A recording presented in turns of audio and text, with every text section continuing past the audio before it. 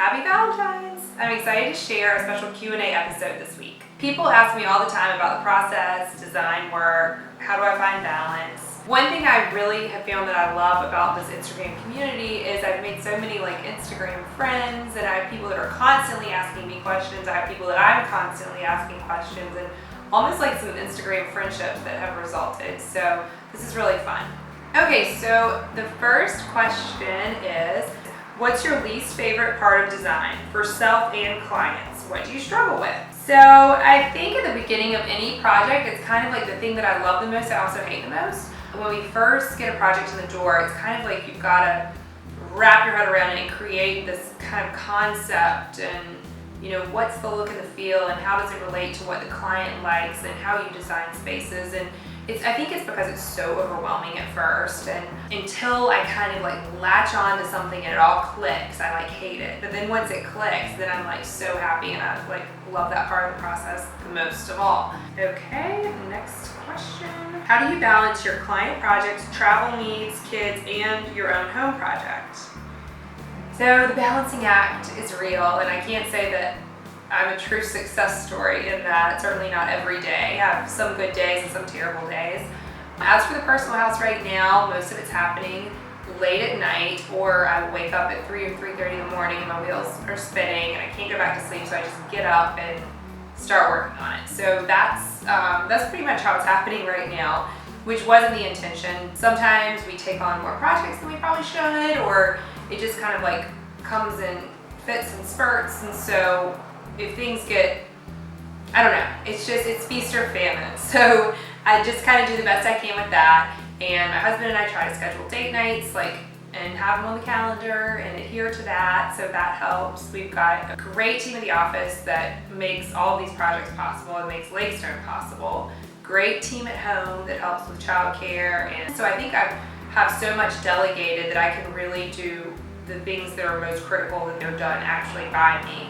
And that helps with the balancing act for sure. And then travel is always a priority for me. We try to do, my husband and I, one big trip a year. This year we're probably not, because I think I'm going to be working on this crazy house and trying to get us moved, and who knows what else. But travel is great, and that's always my main source of inspiration for work. Okay, the next question is, have you chosen fabrics and wall coverings for the rest of your house? This is kind of the crazy part of the process with construction, where you're looking at all kinds of things all at once because you can't pick the tile if you don't know the wall color, or you want to know the rug to know the this. So construction and decorating definitely are all kind of chicken or the egg piled on top of each other.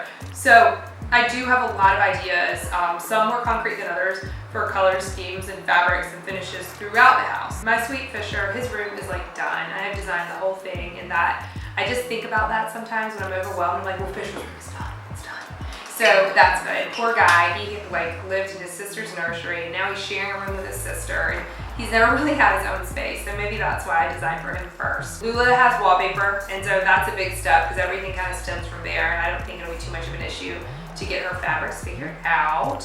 And Lil has a really great room design, but I don't really have a color scheme figured out yet, and that is stressing her out. So I'm hearing a lot about it. I have a mountain of fabrics and wallpaper in my office right now that I've been gathering up the past 9 months of stuff that I'm obsessed with, and I think I'm seeing a lot of jewel tones in there. I mean, really bright colors, lots of greens, and that's where I am. So yes and no. Okay, next question from another designer I know is, are you bringing any elements from your previous house, and if so, what?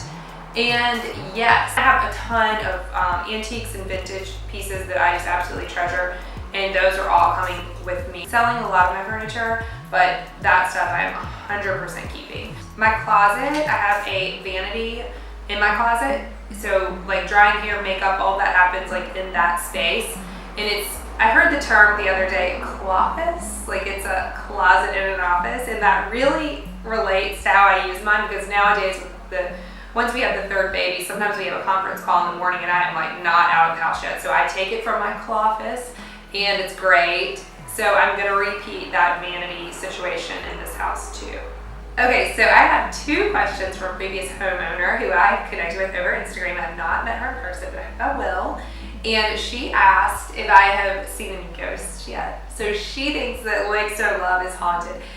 I have not seen any ghosts yet. My daughter thinks the house is creepy and scary. She doesn't say that anymore, but she did it first, which was kind of a bullet in the head of my husband when he heard her say that when she walked through the house for the first time. But yep, no ghosts yet, so we will see. And the next question from the same person is, which room is having the least amount done to it? And that is a good question. I think the dining room was so perfect, and that formal living room was great. So not much has changed there. The formal living room has now a big wide cased opening that will let into kind of a gallery and then into the family room. And so that change occurred, but mostly because of the addition. So now your sight line, once you're in that room, will kind of be out to the fireplace, the covered porch through the family room. So that's gonna be great. And then I did widen the cased opening at the entry. So when you walk in the foyer, you look left and right, you have the living room, the dining room, and those cased openings are now 8 feet tall and wider. So it's letting in so much more natural light to the foyer. It's really flooding that space. And then in the dining room, nothing changed other than that cased opening being deeper, and I removed chair rail molding, but otherwise that room is the same. Next question is, are you going to paint the outside of the house? And at first I would have said yes. I want to have a white house. I love white houses. I have a white house now. Have a white office. But now the answer is no. And Carter Skinner told me that he would spank me if I painted the brick. So I'm gonna let it stop right there. I will not paint the brick. I think there's a true difference between like beautiful brick and, you know, kind of like run-of-the-mill brick that's just going up on houses left and right. And this house has a beautiful brick. It's a very special brick because I just paid the invoice for the extra brick we had to order that matched it, but we found a perfect match to the brick too. Definitely, I think no plans to paint it. It's just, I really do love the brick, and it's such a nice traditional style. I will finish up today with the last question, which is, what did your letter to the homeowners say when you were interested in purchasing? So I sent out a few of these, but this house is probably the one that I cared the most about. But I think I put a picture of my family in there too, so that's creepy. But I just said, hey, I love your house. My name's MA. I have a business, MA Interiors. It's located here. I have 2 kids and a husband. We currently live on Drury Lane. We love our house so much, but we have a 3rd child on the way, and we need more space. So I just kind of told him who I am. Hey, I love your house. I would love, if you have any interest in selling, I really want it.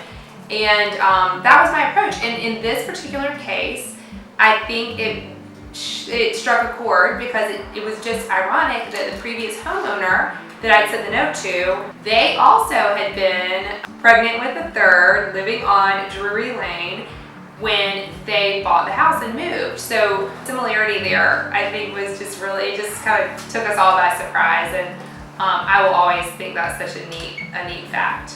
Thank you all for your awesome questions. If you liked this, let us know in the comments below. But as always, you'll get the most behind the scenes by following @MALinteriors on Instagram and follow the hashtag LakestoneLove.